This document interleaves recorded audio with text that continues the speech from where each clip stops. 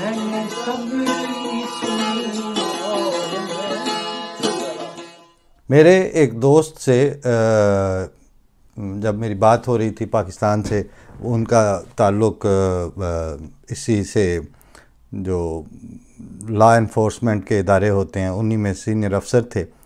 तो मुझे कहते हैं कि वहाँ सिक्योरिटी सिचुएशन क्या है आपके यहाँ। मैंने कहा मेरे यहाँ सिक्योरिटी सिचुएशन ये है कि 8 साल में एक दफ़ा भी ऐसा इत्तफाक नहीं हुआ कि मैंने बर्लिन या हैम्बर्ग या मतलब दूसरे डुसलडोर्फ, जितने भी जर्मनी भर के मुख्तलिफ बड़े या छोटे शहर हैं वहाँ सफ़र करते रहते हैं, मिलते रहते हैं। फ्रैंकफर्ट में तो होते ही हैं। और इसके अलावा अगर स्विट्ज़रलैंड जा रहे हैं, किसी भी जगह जा रहे हैं, किसी मौके पे ऐसा नहीं हुआ कि हम कहीं जा रहे हैं और हमारी गाड़ियों को रोक लिया जाए और ये कहा जाए कि आप सारे के सारे यहाँ पे इंतज़ार करें। और इस वक्त जर्मन चांसलर या वज़ीर आज़म इटली या इस तरह किसी शख्सियत ने गुज़रना है, जबकि वहाँ ये आम मामूल है। नंबर 2, सबका तजर्बा होगा यहाँ रहने वालों का कि एक दफ़ा भी कभी ऐसा नहीं हुआ कि एम्बुलेंस ने या फायर फाइटर्स की गाड़ी ने या पुलिस की ऐसी एमरजेंसी की सूरत में जाने वाली गाड़ी या गाड़ियों ने अपनी रिवॉल्विंग लाइट्स या वो हूटर जो हैं वो बजाए हों और उनको रास्ता ना मिला हो। उसी वक्त गाड़ियों ने दाएं बाएं होना है और उसको क्लियर रास्ता मिलना है। और एक दफ़ा तो ये हुआ कि एक एरिया में हमने देखा कि जो लोकल ट्रेन शहर के अंदर चलती थी, ट्रेन या ट्राम कह लें, तो उसको किसी वजह से फ़नी ख़राबी हो गई और वो ना अपने वक्त पे अवेलेबल थी और वो अगले 8-10 घंटे उसने उस रूट पे अवेलेबल नहीं होना था गाड़ी ने। तो उसी वक्त उन्होंने कोई 50-60 टैक्सियां हायर करके और उन टैक्सियों को एक एक फ्लैग दिया हुआ था और वो फ्लैग उन्होंने उस पर लगाया और वो फ्लैग वाली मर्सिडीज़ टैक्सियां जो थीं वो उस सारे एरिया में घूम रही थीं और वो आहिस्ता हो जाती थी, स्टॉप पे जाके फिर चल पड़ती थी। लेकिन उनकी जस्टिफिकेशन ये थी कि इस जगह पे जो हमने ट्राम और ट्रेन का रूट बनाया हुआ है पिछले कई सालों से, वो इस वक्त कुछ वक्त के लिए मुरम्मत या किसी भी वजह से अवेलेबल नहीं है। लेकिन वो जो हमारा आम आदमी है, वो जो हमारा टैक्स पेयर है, वो जिसके लिए ये रियासत के तमाम इदारे कायम हैं, वो जिनके इंतज़ाम व इंसराम के लिए एक आइन वज़ा करके तो हमने सबकी सहूलत के लिए वो हम उसके कस्टोडियन हैं और वो जिन्होंने हमें कस्टोडियन होने का राइट अपने वोट के ज़रिए दिया हुआ है, हम उनको ये नहीं देखेंगे कि वो जगह जगह जलील हो रहे हैं और उनको कहा जा रहा है फिर ऐसी की करिए, इंज तो हो ही जाता है। वहाँ पर जब कोई नॉनसेंस और बेकायदगी होती है तो कहते हैं बंदे दी कोई गारंटी नहीं, ऐसी केड़ी गारंटी दी है।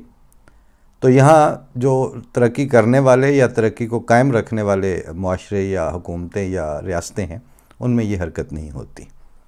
तो उनके लिए उन्होंने 12 घंटे तक टैक्सियाँ चला दी, लेकिन ये नहीं कहा कि हमारा आम आदमी जलील हो या खज्जल ख्वार होता फिरे। ये सारा कुछ जिन मुआशरों में होता है उनसे ये तवक्को की जा सकती है कि वो बेटरमेंट ऑफ सोसाइटी के लिए मज़ीद इक़दाम भी करेंगे और वही ये हक रखते हैं कि वो ये दावे कर सकें कि हम ये कर देंगे और हम वो कर देंगे। अगले फ्यूचर को तो कल तो किसी ने भी नहीं देखी, लेकिन आपने जो आपका गुजरा हुआ कल है और जो आपका आपके सामने मौजूद आज है, इन दो के कॉम्बिनेशन से आप आने वाले कल के बारे में मुस्बत या मनफी प्रेडिक्शन कर सकते हैं, उम्मीद अफजा या नाउमीदी की किसी कैफियत का शिकार हो सकते हैं।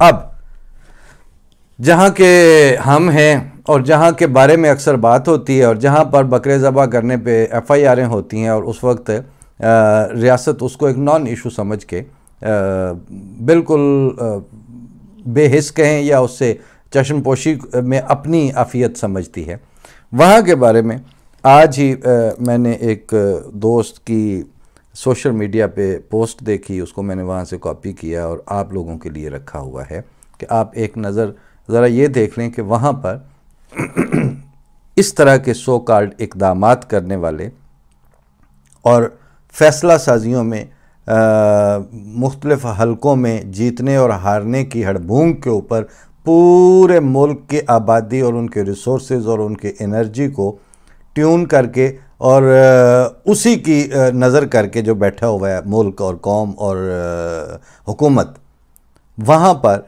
जो उनका पढ़ा लिखा आदमी है वो सियासी लिहाज से, रियासत के लिहाज से किस तरह देख रहा है।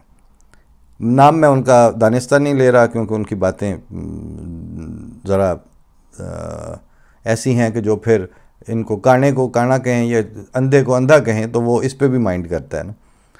तो इसलिए ये उनके मुल्की और जो रियासती और सियासी झूठ और मुनाफकत की फ़ज़ा है उसमें ये जो उन्होंने सीधी सीधी बातें की हैं ये ब्लास्फेमस समझी जा सकती हैं।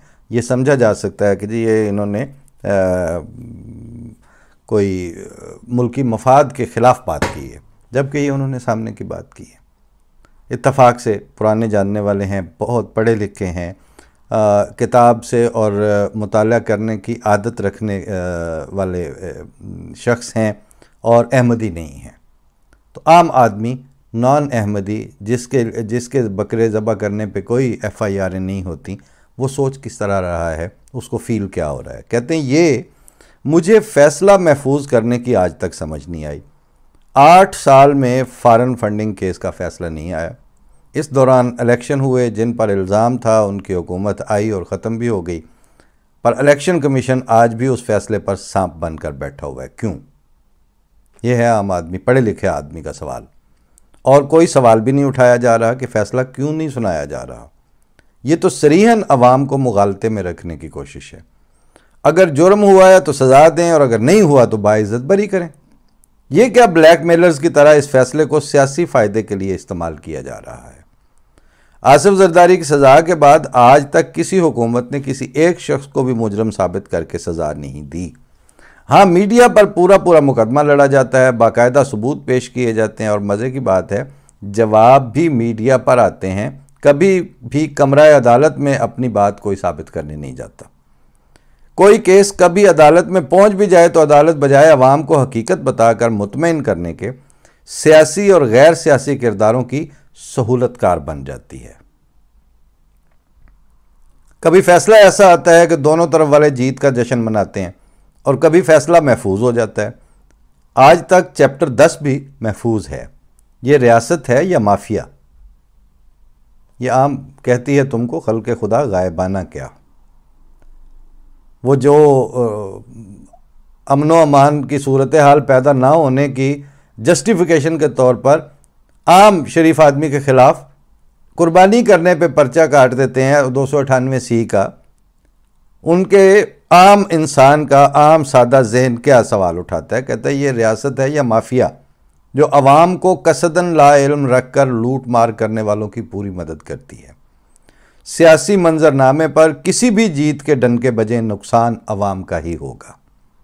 अगर यही खेल है तो फिर अपनी रियासत और अपना पाकिस्तान अपने पास रखें।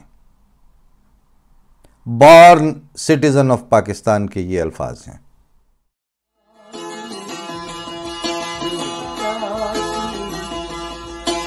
गई जिंदगी